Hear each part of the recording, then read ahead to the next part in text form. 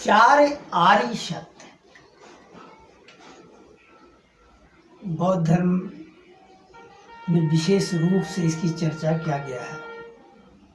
यह चिंतन के शुभारंभ को एक तरह से तय कर रहा है और दुख की बेला में ही आदमी ज्यादा बेहतर चिंतन करता है, सुख की बेला में नहीं। अगर भौतिक साधन सुख प्रदान कर रहा है तो अंतर्विज्ञान के क्षेत्र में आपके लिए पदार्पण करना मुश्किल है।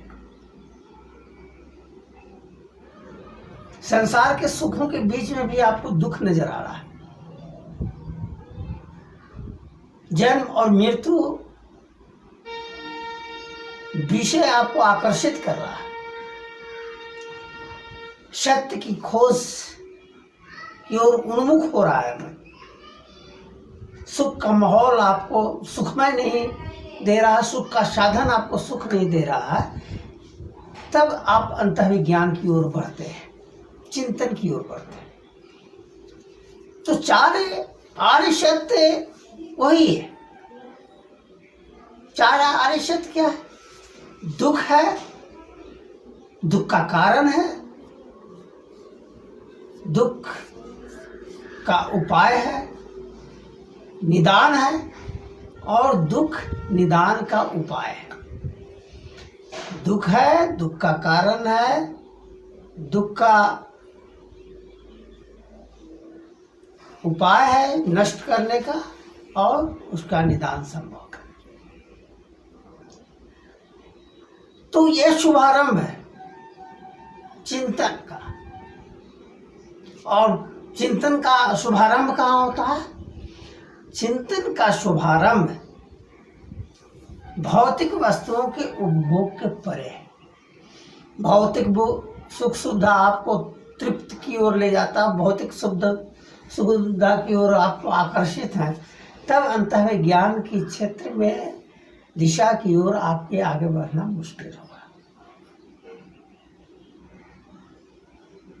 उदाहरण के लिए, जिस बौद्ध धर्म की चर्चा कर रहे हैं, जिसके संस्थापक की चर्चा कर रहे हैं, राजघराने से ताल्लुकात था, राजकुमार थे, सारे सुख सुविधा तृप्ति नहीं दे रही थी, सारे सुख सुविधा उनको तृप्ति नहीं दे रही थी। आकर्षित थे सत्य को जानने के लिए।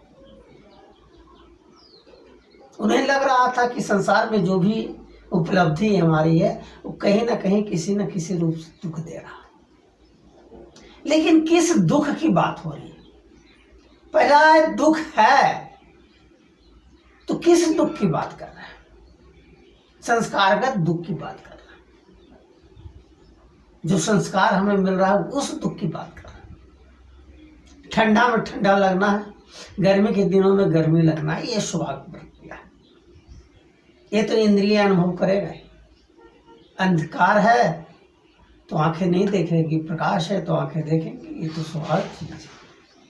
संस्कारगत दुख की बात किया जा रहा है। हम चारों तरफ मृत्यु को देख रहे हैं, लोग मर रहे हैं, हमें दुख नहीं देता है। हमारा कोई मरता है तब हमें दुख होता है। यह संस्कारगत दुख है, जिसमें प्राण डाल दिए, जिसके अपनत्व में हम बन गए, उसका खोना हमें दुख देता है। सबका खोना नहीं दुख देता है। हम किसी जमीन में प्राण डाल दिए, हमेरा है, और वह कोई छीनने लगता है तो दुख होता है। उस दुख को निदान की बात हो रही है। तो शुभारंभ है ज्ञान का, आकर्षण का। और अगर बौद्ध धर्म के अंतर्गत कोई बौद्धिस्ट हो जाए, उसके लिए यह शब्द है महावाक्य है।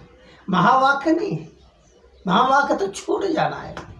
ये स्वाभाविक जिज्ञासा का परिणाम है जो अंतर्विज्ञान की ओर जाने अनजाने में कदम आगे बढ़ा रहे हैं, सत्य की ओर। तो जो संस्कारगत दुख है उससे कैसे निवृत्ति हो, उसका ये रास्ता है।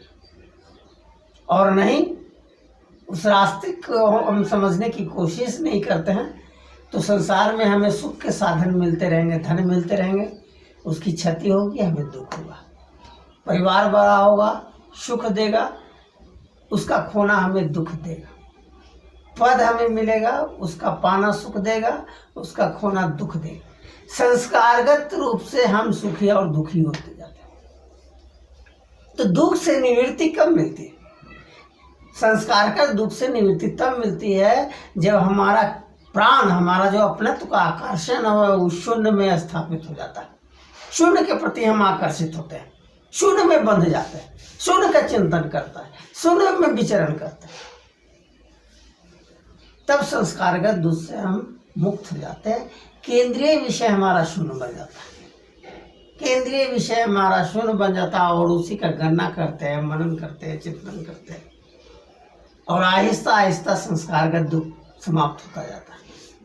हर विषय एक धन हर क्षण धन कमाने में लगा हुआ है, कोई पदोन्नति में लगा हुआ है, कोई परिवार को बड़ा करने में लगा हुआ है, धन जमा करने में लगा हुआ है।